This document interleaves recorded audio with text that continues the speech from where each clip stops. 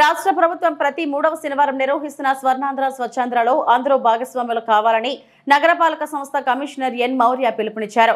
3వ శనివారం స్వర్ణాంధ్ర స్వచ్ఛాంధ్ర కార్యక్రమంలో భాగంగా బీట్ ద హీట్ నినాదంతో నగరపాలక సంస్థ ఆధ్వర్యంలో ఎండ తీవ్రతను తగ్గించేలా మొక్కలు నాటడం, చలవేంద్రాలు ఏర్పాటు, పశు పక్షాదుల కొరకు నీటి తొట్టెలు ఏర్పాటు, పారిశుద్ధ్య కార్మికులకు ఓఆర్ఎస్ ప్యాకెట్లు, టోపీలను అందజేశారు. ప్రజలు, ఉద్యోగులు అందరూ వడదెబ్బ బారిన పడకుండా జాగ్రత్తలు తీసుకోవాలని అన్నారు. ఈ సందర్భంగా కమిషనర్ మాట్లాడుతూ స్వర్ణాంధ్ర స్వచ్ఛాంధ్రలో భాగంగా 4 నెలల పాటు పలు కార్యక్రమాలు నిర్వహిస్తున్నామని అన్నారు. అందులో భాగంగా ఈ నెల బీట్ ది హీట్ నినాదంతో ఎండ వేడిమి నుండి ఉపశమనం కలిగేలా పలు కార్యక్రమాలు చేపట్టామని అన్నారు. వేడి పెరగకుండా మొక్కలు నాటడం, రూఫ్ టాప్ గార్డెనింగ్ తదితర కార్యక్రమాలపై ప్రజలకు అవగాహన కల్పిస్తున్నామని తెలిపారు. ముఖ్యంగా మొక్కలు నాటి పర్యావరణ పరిరక్షణకు అందరూ సహకరించాలని అన్నారు. నగరంలో ఎండ వేడిమి నుండి రక్షణ పొందేలా మరిన్ని కార్యక్రమాలు రూపకల్పన చేస్తున్నామని అన్నారు. శాప్ చైర్మన్ రవినాయుడు, రాష్ట్ర Yadav corporation chairman Narasimha Yadav, deputy mayor Munikrishna మాట్లాడుతూ స్వర్ణాంధ్ర స్వచ్ఛాంధ్రలో భాగంగా నగరపాలక సంస్థ ఆధ్వర్యంలో మంచి కార్యక్రమాలు నిర్వహిస్తున్నారని అన్నారు. వాతావరణ సమతుల్యత దెబ్బతినకుండా మొక్కలు నాటే కార్యక్రమం పెద్ద ఎత్తున చేపట్టాలని అన్నారు. రాష్ట్ర ప్రభుత్వం ఎంతో ప్రతిష్టాత్మకంగా చేపట్టిన ఈ కార్యక్రమంలో అందరూ భాగస్వాములు కావాలని పిలుపునిచ్చారు. కార్యక్రమంలో urban development corporation director Vooka Vijay Kumar, కార్పొరేటర్లు అన్న అనిత, రేవతి, ఎస్వీయు రిజిస్టర్ భూపతి నాయుడు తదితరులు పాల్గొన్నారు.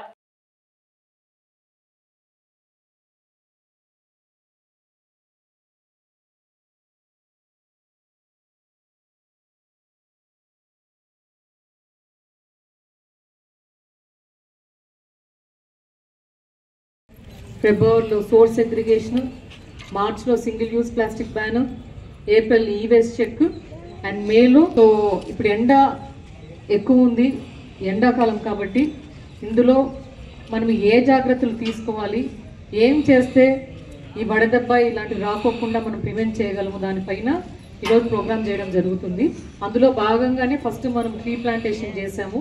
ఈ క్లైమేట్ చేంజ్ వల్లనే ఇంత ఎండ ఎక్కువ అవ్వడం ఇలా ఉంటుంది కాబట్టి ట్రీ ప్లాంటేషన్ అనేది చేయడం జరిగింది. తర్వాత చలివేంద్రాలు మన కార్పొరేషన్ పరిధిలో 12 చలివేంద్రాలు పెట్టాము. ఇప్పుడు ఇంకోటి స్టార్ట్ చేసాము.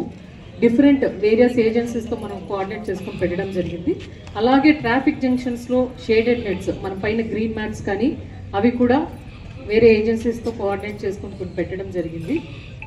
ఈ రోజు వర్కర్స్కి ఓఆర్ఎస్ డిస్ట్రిబ్యూషన్, అలాగే క్యాబ్స్. సో ముందు కూడా ఓఆర్ఎస్ డిస్ట్రిబ్యూషన్ చేయడం జరిగింది. ఇది ముఖ్యంగా వర్కర్స్కి ఏంటంటే మీకు టైమింగ్స్ కూడా చేంజ్ చేసాం. సో 11 కల్లా ఫినిష్ చేసే, ఇప్పుడు మార్నింగ్ 4 o'clock నుంచి సో స్టార్ట్ అయ్యేలాగా ఎండకి ఎక్కువ వర్క్ ఉండకోకుండా చూసి ముందుగానే కంప్లీట్ చేసుకునేలాగా టైమింగ్స్ కూడా చేంజ్ చేయడం జరిగింది. బట్ మీరు తీసుకోవాల్సిన మెజర్స్, వర్కర్లు కూడా కంపల్సరీ ఎక్కువ ఫ్లూయిడ్స్ అంటే మన కోకోనట్ వాటర్ కానీ ఏమైనా జ్యూసులు కానీ తీసుకోవడము, ఓఆర్ఎస్ తీసుకోవడము, ఏమన్నా ఇమీడియట్గా వడదెబ్బ లాంటివి ఉంటే డాక్టర్కి కన్సల్ట్, పిహెచ్సి కానీ ఎంహెచ్ఓని కన్సల్ట్ అయ్యి చూపించుకోవడం, ఇలాంటివి మీ కేర్, సెల్ఫ్ కేర్ తీసుకోవాల్సి ఉంటుంది. అలాగే మిగతా స్టాఫ్ ఎక్కడైతే మన సచివాలయాలు ఉన్నాయో ప్రజలు వచ్చినప్పుడు కూడా వాళ్ళకి ఏ ఇబ్బంది లేకోకుండా, ఎండ్లో వెయిట్ చేయించుకోకుండా ఇమీడియట్గా వాళ్ళకి సర్వీస్ ఇచ్చి పంపించవలసి ఉంటుంది. మన ప్రజలకు కూడా, సెక్రటరీస్ కూడా ఉన్నారు కాబట్టి ఈ హీట్ అలర్ట్స్ వీటిని కంటిన్యూస్ తీసుకొని దాని తగ్గ ప్రికాషనరీ మెజర్స్ చేసుకోవాలి. అండ్ మనం ఈ roof top gardening, rain water harvesting ఏవైతే ఈరోజు మనం కండక్ట్ చేస్తున్నామో అన్నీ కూడా దీనికి సంబంధించి ఈ వడదెబ్బ హీట్ వేవ్స్ లేకుండా చేసుకోవడం కోసము. సో ఈ హీట్ స్ట్రోక్ సంబంధించి కూడా ఈ పోస్టర్స్ అనేవి రిలీజ్ చేశాము. సచివాలయంలో కూడా ఎగ్జిబిట్ చేయడం జరుగుతుంది.